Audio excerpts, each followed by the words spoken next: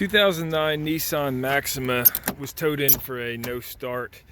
It says no key detected. So I was watching some videos and not 100% what the problem is yet, but hopefully this video will get to the bottom of it. Now, first thing I did was, people say if it has a low battery, you can hold it up against here, and then I tried that. It did nothing. You can see, well, actually it had the yellow light, key not detected light. So then the guy said if you stick it in here, apparently it can reprogram it. I don't know if that's true, but redetect the key, and you can try to start it, but it's just telling me to remove the key and still nothing. So I was watching some other videos. Apparently there's a steering control box. Let me get my flash on and show you where it is, but he was saying to take this whole panel off, and I forget what the technical name is, excuse the COVID mask, but let me shine it back here, and it's basically that box right there. So he was saying take this whole panel off and try giving it a whack with a hammer, and that will help start it. So I'm gonna try that, but before doing that, I am gonna try disconnecting the battery and just see if that helps out. Whoop, all right, I hit the panic. Now this could just have a dead battery in it right now. I haven't actually, well, I guess it couldn't, because look, the unlock and lock works. So no, that's not the problem. Let's try disconnecting the battery. I disconnected the negative terminal and connected it to the positive just to try to discharge the system. I let that sit for about a minute. Let's connect it back up now. And same thing, key light's on and it won't start. Now what I'm gonna try to do is wiggle the steering a bunch and hit it in hopes that maybe that'll fix that box. Okay, that did nothing. So now I'm gonna try tapping the box with a hammer and a punch from behind without taking this cover off. And that did it. All I did was take this punch, hold it right on that box, give it a few taps with the hammer. I hit it and she fired right up. So I assume this has a faulty interlock, steering interlock.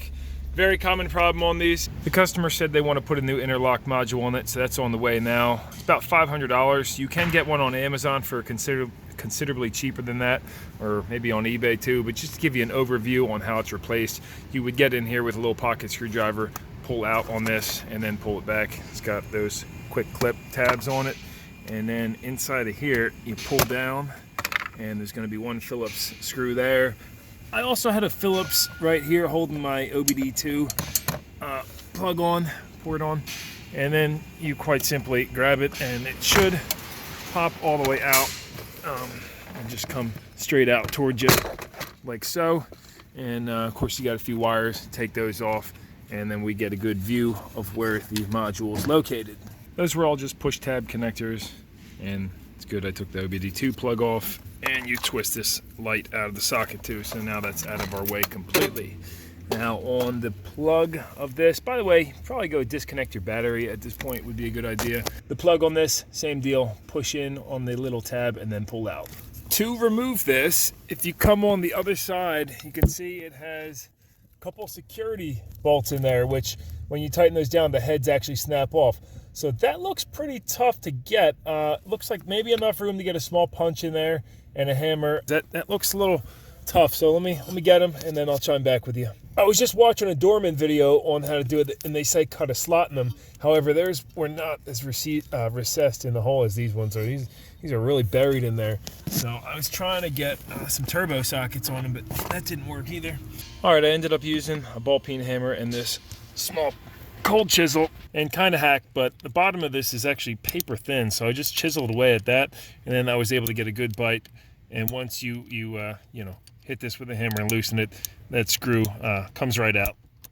So no problems. Thankfully, those screws did not have any Loctite, and there we go. Got the part out. Got the new part. It's made by Dorman. It comes with two 8mm head security bolts that break off when you tighten them down. I wouldn't suggest putting Loctite on these, so in case the next guy has to take it off. And then it has a dongle for reprogramming it with some instructions. And put this in and see if we need that. To install it, it's just reverse of removal. Once all back together, it fired right up. So what I did, I wanted to make sure this thing's working properly.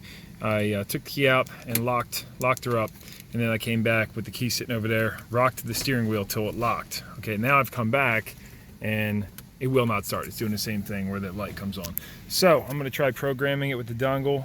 You can pause this if you wanna view the instructions. There you go. Okay, hopefully you can see that. See all of it right there with no flash. All right. I followed these instructions, and now it still doesn't start, and worse over, the lock and unlock doesn't work anymore either. Oh boy. All right, here's how this story ends. We had our auto lock specialist come down. He's been in business for a long time. He's got a $12,000 scanner and programmer, big truck full of tools. He could not get this thing working. He thinks there's a PCM issue and that the Dorman dongle has put this basically bricked this thing out. He was saying there's a difference between 09 and 2010, and he could have been blowing smoke. I'm not sure, but he tried hooking every tool he had up to this and couldn't communicate. So what I did is go ahead and put the Dorman back in. I took the Dorman out and put the factory one back in. Glad I didn't put Loctite on those bolts, and this is getting shipped to the dealer. So moral of the story is, I mean, I'm not sure. This thing was starting fine after I tapped on it. Probably would have been all right if I just left it alone. And if you go plug this dongle in, you might have issues. I didn't read the reviews, but I did see it had like a 2 or 3 star review on average review on Amazon. So I don't know, be careful. But customers totally understanding of it and not mad. So you know, it happens. But yeah, in the end of the day, this is going to have to go to the dealer, and maybe I'll let you know in the comments if I find out later down the road what happens with this one. All right, well, that's how you diagnose the key. You know what? This is just me sharing my experience with this, and unfortunately, it doesn't always go super smooth. So for now, this don't start. It's going to get towed out, and yeah, hopefully I see you guys again. Drop it a thumbs up. Consider checking out the channel, and thanks a lot.